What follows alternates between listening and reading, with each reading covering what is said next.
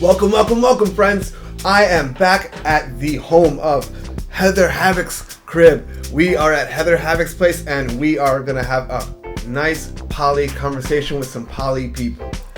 I am proudly polyamorous, as alongside other people here. Please introduce yourself. What's going on? I'm Rigo, or Riggs, and yeah, I've been openly poly for 10 years. I have been openly poly for the majority of my life since I was 18. I'm 31 now, and my name's Heather Havoc. I have rounded up some fun questions here for my guests. I can't wait to get into these conversations. Being poly has its fun challenges in life, just like anything else. But at the same time, every risk has its reward. What does a perfect day as a man that has multiple partners, what does a perfect day look like for you? Oh, I like that. Getting reciprocal good mornings is always nice, because I'm usually the first to do that. I'm usually the one who's like, good morning. Yeah, just making sure that people are communicating with me about what our plans are going to be for the week, for the month, for the year. As of now, besides my primary partner, I have two other partners of varying degrees of seriousness, one ramping up a little bit more. And we're actually planning things like vacations together and cute dates and stuff, which is always nice to hear like ideas from somebody else besides myself. And then I have another partner who I see was kind of like a satellite, or I guess, or comet is a nice term that Heather taught me, which is awesome. Who I'd see very, very rarely. But when we do get together, we make it fun. Getting communication from my partners definitely is a good sign of a good day for me. So you have three partners. Yeah, 3 partners. That's intense, huh? Yes. If I may say respectfully. I feel like 3 is my limit. Like, that's it. That's about as much as I can actually, like, feasibly invest into. I hope that wasn't rude, Rita. Okay, cool. Celebrate it with love. So I guess a perfect poly day for me, if I had another partner, I would love it if we were all together, waking up together in the same bed. Who's doing coffee? I'm definitely gonna probably do the breakfast and things of that nature. And then, like you said, kind of playing out the day, seeing what's going on. I love unity. See, your boy here is an identical twin, so I was born with someone in the nutsack. Never been alone. It is a con in life.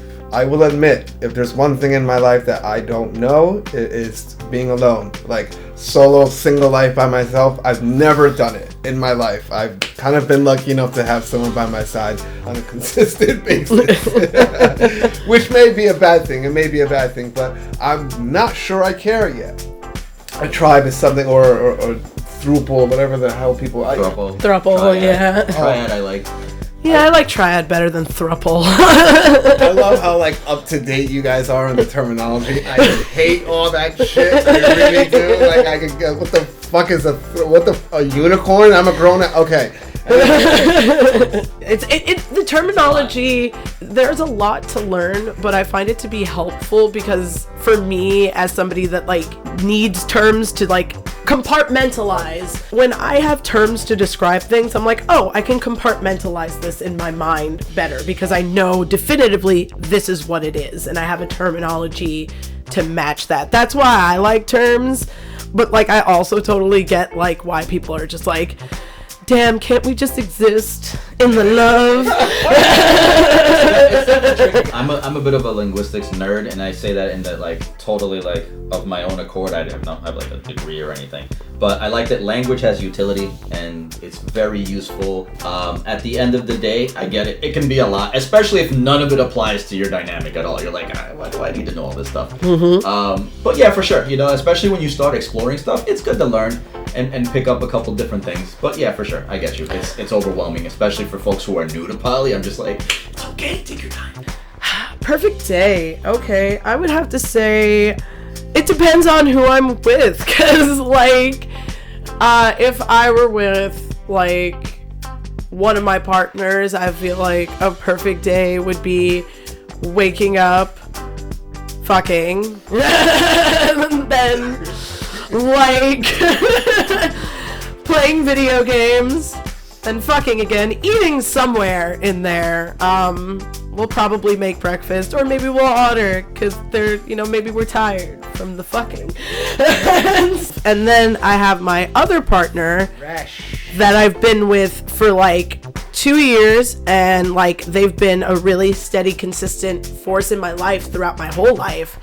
And a perfect day with them would probably be like playing D&D, going and maybe seeing a musical later on in the evening, and then going to a really nice restaurant, and going home and fucking. Again, I was waiting for that. and then with my other partner, my third partner, You as well have 3 partners. 3. So, Oh, roster over in this house, y'all. I'm telling you. you know, to give proper attention to people, I feel like you need to be responsible. Otherwise, you're risking polysaturation. So with my third partner, I feel like a perfect day for us would be like going and scheduling a photo shoot, and like doing a fun photo shoot, and then like getting food, and maybe like watching some TV together, and like editing the photos, and then yes, fucking. And maybe filming some of that fucking, you know, like for my other content. So just saying.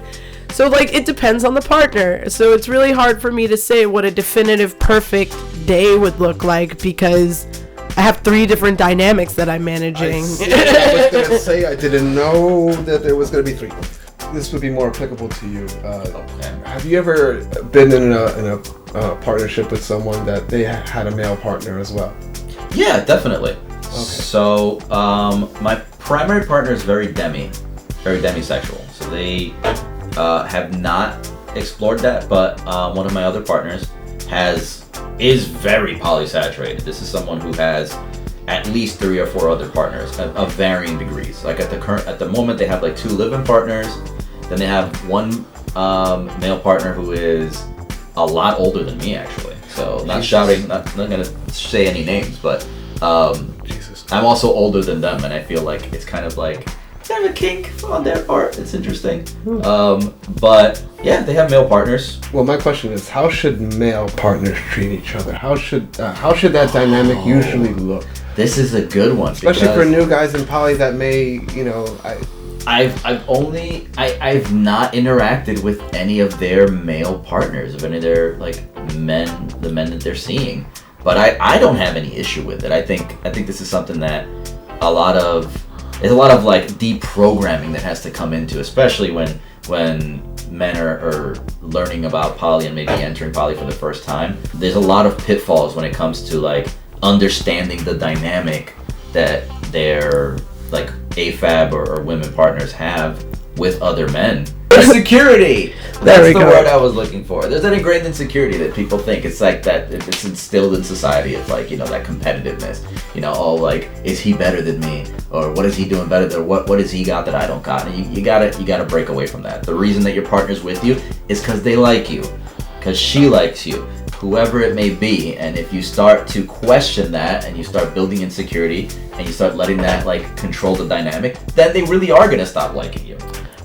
Especially if it starts to build resentment. Like, don't do that. Can I actually tell a story that like perfectly describes like what a healthy relationship should look like between 2 male partners? Because I think I had an experience that really replicates that. A couple of years back, I had a birthday party for my 30th birthday party here, and all my partners at the time came, and I was like, okay, this is a big meeting. All right, here we go. And so it was really, really great, actually. And at one point, they're on one side of me, and then my ex is on the other side of me, and I'm in the middle, and we're sitting on the couch downstairs, and we're playing Mario Kart. My ex-partner goes, yeah, I'm always Boo or Bones. And then my partner of 2 years just looks at him and goes, I'm always Boo or Bones. And then they looked at me, and they looked at each other again, and then they looked at me, and then they're like, you have a type. Because they both were shorter, stockier, had goatees, except one was Latino and the other is Greek and Italian. So it was just like literally both of them sitting on the other side of me in the middle, them bonding over this thing they share and just looking at me and laughing, going, ha, you have a type. Yeah. Whatever the case may be, whatever the dynamic is, whether it's kitchen table or not, if you should have at least just some very basic mutual respect. That's it. You don't have to like each other. You know, it happens. Personalities clash. It's life. Not everyone's gonna like each other, but you gotta at least respect each other. And until that point where someone's disrespecting the other, then it becomes a problem, right? But until that point, if you can just be like, you don't even have to be on speaking terms at that point, right? If it's just like, you know, like, hey, I'm gonna go hang out with so and so, and me and him are doing whatever. It should never be like, unless this is a person that's actively disrespectful or like, you know, or is harmful to your partner in some way that's very like noticeable. Like you come back stupid drunk and you do crazy irresponsible things with when you're with this person. It's like you can address these things without saying like, you need to break up with him. You know? Yeah. But then when it gets to that point where it is really harmful, it's just like, yo, we have to have a really serious conversation about this person. Civility is the bare minimum. Right. You know, like the ideal is obviously having the experience that I had where, you know, it was like that. Okay. And it might be like, that's the ideal, right? Is that everybody's getting along, everybody's like, you know, like able to chill with one another in the same space. Like everybody's cool and nobody should have something like veto power unless, again, like, you know, and even when you're addressing concerns, like veto power is very dangerous. I actually don't like that practice as a polyamorous person because... You want to explain what veto practice is? So it pretty much means like that your partner, who you might consider your main or your nesting partner, your life partner, that person, has the power to go, you can't date that person anymore. I don't agree with that because why the fuck do you have a say in a relationship that's got nothing to do with you? You have to understand that polyamory is a little bit about giving up that sense of control, giving up that sense of stability, and realizing like nothing in this life is stable. Or you can try to rigidly hold on to shit that's been drilled into you by monogamy. So what is something that you guys would both consider to be a guilty pleasure of polyamory? I'll say that this is such a silly way of, not silly, but like I like that the term of like, you know what, it's not even that it's a guilty pleasure, it's just a pleasure, you know. But you know what it is, I just, it's such a like a man thing, but I just love being able to fuck different partners. It's just fucking hot. It's just like, it's even when I made that like reference to it being kind of like similar dynamics, it really isn't in its own ways. And just having like, just like knowing that I'm like, you know what, I'm about to smash a different body right now and have this connection. It's gonna be fucking awesome. Fuck it. I'm just gonna fucking own that one. Yeah, I'm not gonna lie. Like, as a hypersexual human being, like, I have to say, as a hypersexual being, yeah, it's great having different sexual dynamics with my partners. It's one of the things that I do enjoy about polyamory because it's like, yes, is there some similar energy? Sure, but are the things we're doing the same? No. Shout out to Heather for phrasing that a lot better than my crass ass. Just I like to have different ladies. It's part of the reason I'm here to give a different perspective. But me man, me horny. Yeah, but like also me woman, me also horny. Well, I think for me it's more along the lines of having, because like, I try to be so pure when it comes to polyamory that like I put the sex at like the back of my thoughts because I try to make it about something other than that. Fair. Mm-hmm. That's a given. As it should be. It's a given. Yeah. So, you know, I mean, don't get me wrong. It's there. It's obviously there. My parts are external. But yeah, like I try not to like prioritize it too much. But at the same time, I love having someone that can meet the other interests that I have in my life. You know, my partner doesn't like everything that I do, so all that good stuff. That's something I would say is a guilty pleasure of mine, having someone that can meet your alternative sides that maybe your partner doesn't meet. And there's nothing wrong with that. That's valid. If you're with someone that has all the same interests that you have and has everything in common with you, congratulations, you're dating a mirror. Right. Yes. For me, that's my opinion. Your thoughts on the 100-mile rule? The 100-mile rule. I've never even heard of that. Oh, really? No. I was doing my research. Yes, I was doing my research. Please. I'm ready for you. Okay. The 100-mile rule is something that is brought up in certain polydynamics, in which the rule is you can sleep with someone so long as you are 100 miles away from home.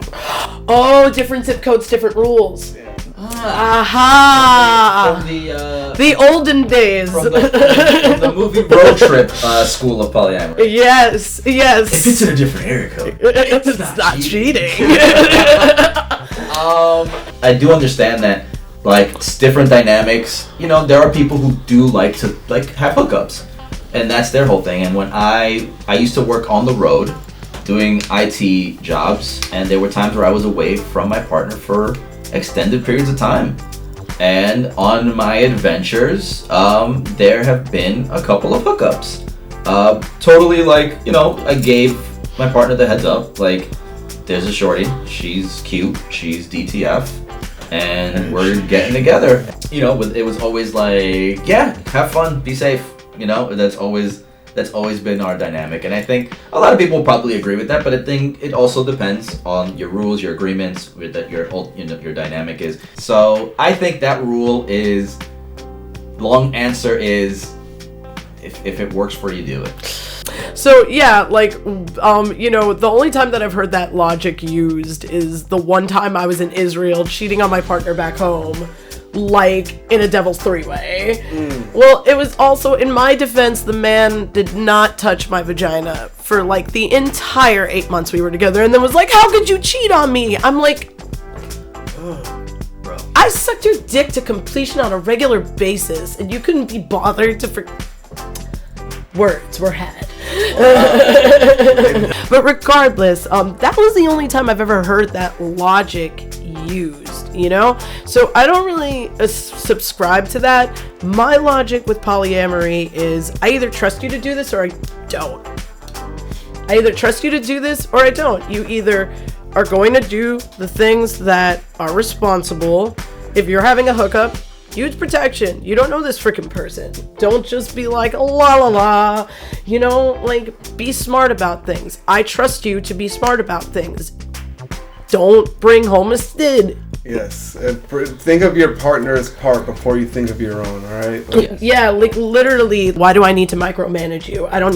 Let me know if you hook up with somebody else. I'm gonna still get tested just in case, because it's, condoms don't protect against everything, and you should get quarterly testing, especially if you're involved in polyamory. Yeah. So, I just say be responsible. That's it. And you either trust your partner to do the thing or you don't. There's really no in between. With that said, my response to the 100-mile rule is that it's fucking stupid. It really makes no difference whether if they're across the street or down in 2 zip codes away. You can actually walk to the next zip code probably from wherever you're standing. Yeah. Literally. How open are you with polyamory? How are you guys out there? Are you... Oh, yeah. Openly polyamorous. In my day job, I've actually gone into work with a little poly pin that Rigo got me. It was super cute, and it's got the heart with the infinity symbol in it, and it's the bi-color flags, which is great because I'm bisexual. So I come into work with that sometimes on my hip, and my clients have asked me oh, what is that? And I'm like, oh, I'm polyamorous. It's our little symbol for that. What's polyamory? And then I'm like, well, I'm a polyamory coach, so I actually have recently gotten into the business of actually charging for the advice that I have, because I've been doing this again for a very long time. I've made all the mistakes, and I've done this right. I've seen what can go wrong, and I've seen, again, just experience from over the years, So they're more openly poly. I used to be openly poly. I read More Than Two and The Ethical Slut, and I was writing this poly cloud, and then like I was very out and open with it, and then I got very sick of being out and open with it because everyone wants to interview you, and they want to ask you questions and stupid shit. Like, just like, you let another man enter her? That was good. I've heard that. Oh my god, I've heard. I'm getting war flashbacks. And the things that you hear, like, not just like your parents, but like people that you come out to, their response. I'm not gonna out certain people, but I couldn't believe like just cheat. Just cheat. Yeah, just. I'm right there. My brothers are always hilarious because you're just like, yeah, bro, yeah, and it's just like a dream, man. I'm like, you understand this isn't what you think it is, right? See, my parents are such fucking hippies. Yeah. Like, no, my experience was hysterical. I'm actually really glad that I came out to my mom before she passed away because I would have like definitely regretted not telling her. I told my mom, and we're driving in the car, and I'm like, Mom, I gotta tell you something. She's like, what? I'm like, I'm polyamorous. She's like, what's that? I'm like, it means that I have the capacity to love more than one person and be in a relationship with more than one person. And she goes, maybe you and your partner just need to, spice up your relationship a little bit. And I was like, what do you mean? And she goes... She meant anal. No, she literally gave me a suggestion. She goes, no, go to the bar. Pretend you don't know each other. And I was like, you were so close. And I was like, also, thank you for letting me know in so little words, like, what you've been doing. If you enjoyed this video, please let us know. If you have questions that you want us to ask, if you want us to do more poly talk, let us know down below in the comments. And do me a favor, like, subscribe, share, comment, and do the work. And I love you so much.